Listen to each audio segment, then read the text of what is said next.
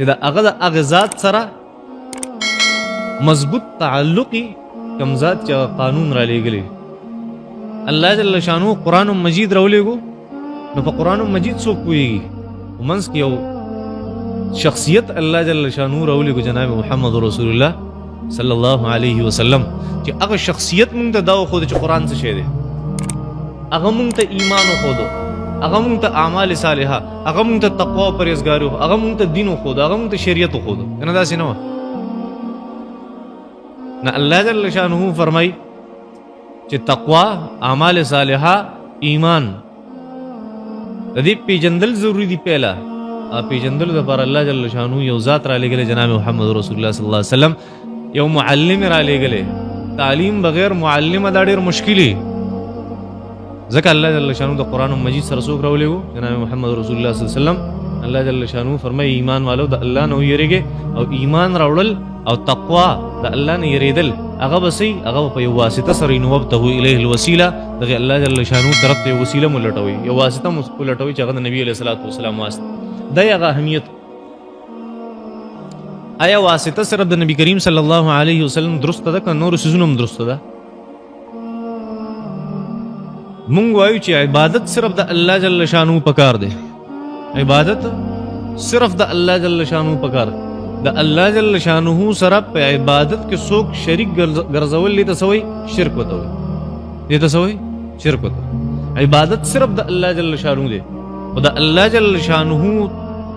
طرف ته چې استا او د الله په منځ کې کوم واسطه جوړیږي هغه هر وسیله ته اختیارول شي هغه هر وسیله ته اختیارول شي او په شرط دی چې دا هغه وسیله حکم الله جل شانه کړی په شرط دی چې الله جل شانه دا هغه وسیله حکم کړی ځکه بیا بت پرست خلک هم وي مونږ خو عبادت ته دی بګوان کو او مقصد مو څه دی ایشور مقصد مو هغه الله جل شانه دی نه وسیله درست ده هر وسیله چې انسان په الله جل شانه طرف ترځي خپل مقصد ترسي او شرط ولا څه ده شرط ولا دار چې هغه وسیله الله جل شانه قدري دغه شریعت قدري او پیغمبر الله جل شانه یو واسطه وسیله مقرر کړی چې هغه ته الله جل شانه خو چې الله جل شانه ته بسنګ رس قرآن مجید هغه وسیله چې الله جل شانه طرف ته موږ رسي داسې دا الله جل شانه نمونه داسې وسیله د فمنس کې چې هغه الله جل شانه ته رسي دا وسیلې دي وسیلې زموږ نیک اعمال داسې چیز دی چې هغه الله جل شانه طرف ته بوزي الله خپل مقصد تم رسي اعمال صالحه نو ځکه موږ وایو چې الله جل شانه طرف ته هغه وسیله چې هغه د ذاتونو په شکل کې د انسانانو په شکل کې او که هغه د انسان نه علاوه د اعمالو په شکل کې خود غدوانه وسیله واسطه ته ګرځول شي الله جل شانه طرف ته الله جل شانه فرمایي سوې دلته وی نبی علیہ الصلوۃ والسلام وسیله وګرځو د خپل ځان لپاره دا یو ذات خی الله جل شانه چې نبی علیہ الصلوۃ والسلام یو انسان خی یو پیغمبر خی یا الله جل شانه د قران بارے کې فرمایي چې وبتغوا الیه الوسیله دا قران د خپل ځان لپاره واسطه جوړک چې الله جل شانه ته تورسي